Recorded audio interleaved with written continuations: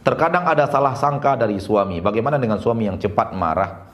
Biarkan dia dengan cepat marahnya. Yang penting kita jangan memicu marahnya. Jangan kita memicu marahnya. Jangan sampai marahnya itu diakibatkan kesalahan kita.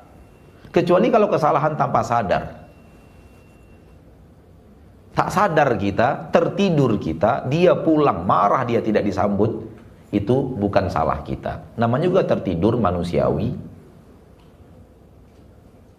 Hari itu lupa kita membuat sesuatu yang biasa dia pesan sekali seminggu. Lupa, memang betul-betul lupa. Tidak sengaja untuk tidak dibuatkan. Maka itu bukan salah kita. Namanya juga lupa, tidaklah dosa. Namun kita tahu itu permintaannya sekali seminggu. Namun kita kerjakan, kita juga lagi sebel sama dia. Itu namanya nusyuz. Pelanggaran dalam rumah tangga dari pihak istri melakukan hal yang berbentuk tidak patuh kepada suami, itu namanya nusyuz. Padahal perintahnya tidaklah maksiat dan perintahnya suatu hal yang bisa dia kerjakan. Sebenarnya para suami harus bahagia istrinya diceramahi oleh kita-kita. Iya, karena istrinya disuruh taat walaupun suaminya pemarah. Walaupun suaminya banyak yang gak benarnya, soal perintah dari suami selagi tidak maksiat, selagi bisa dikerjakan, tetap wajib untuk ditaati. Kita jangan terlalu egois. Egois kita lah yang membuat kita akhirnya malas patuh suami. Kita membela ego kita. Kamu semena-mena memperlakukan itu kepada saya. Apa salahnya saya cemberut? Kamu semena-mena melakukan itu kepada saya. Apa salahnya saya juga marah-marah? Tidak. Dunia ini bukan ego-egoan. Kita berumah tangga bukan untuk membela ego kita. Ego kita campakkan kalau sudah di depan suami kita.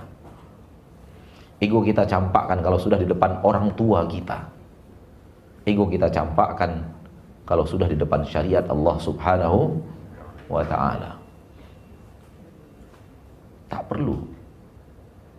Saya selalu berpesan kepada kaum muslimin, kaum muslimat, tak ada sebenarnya yang perlu dibela-bela betul dari diri kita ini. Kenapa? Karena diri kita memang buruk. Dengan maksiat yang kita lakukan, dengan kesalahan yang pernah kita lakukan, dengan dosa-dosa yang pernah kita tulis dalam biografi hidup kita. Sebenarnya diri kita ini buruk dan busuk. Maka tak perlu harus dibela-bela betul diri kita yang penuh dengan maksiat. Biarkan sesuatu yang tidak kita sukai terjadi di rumah tangga, kita hadapi dengan sabar, dengan harapan menghapus dosa dan kesalahan kita masa lalu yang sudah salah. Kalau kita bisa melangkah dengan cara seperti itu, sehebat apapun suami marah, kita bisa berhadapan dengan sabar. Kita bisa menerimanya dengan sabar. Kita bisa menghadapinya dengan sabar.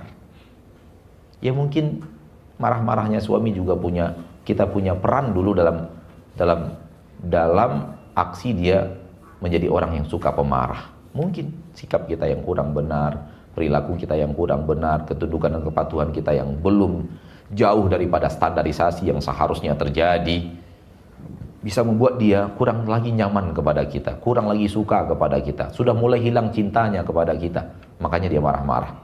Karena dulu ketika dia betul-betul cinta kepada kita, dia nggak pernah marah loh. Cuman sayang, cintanya kepada kita dulu sedang dalam keadaan yang haram, sedang dalam keadaan berpacaran.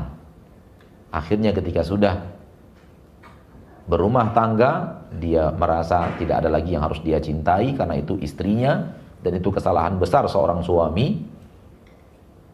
Ketika dia tidak lagi merasa harus mencintai istrinya karena sudah punya dia. Dan itu banyak yang terjadi dalam rumah tangga orang Islam.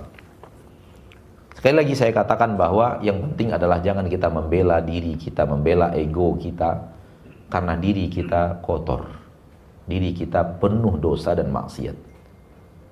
Kita harus sadar bahwa diri kita lebih buruk dari yang kita sangka, dari yang kita duga.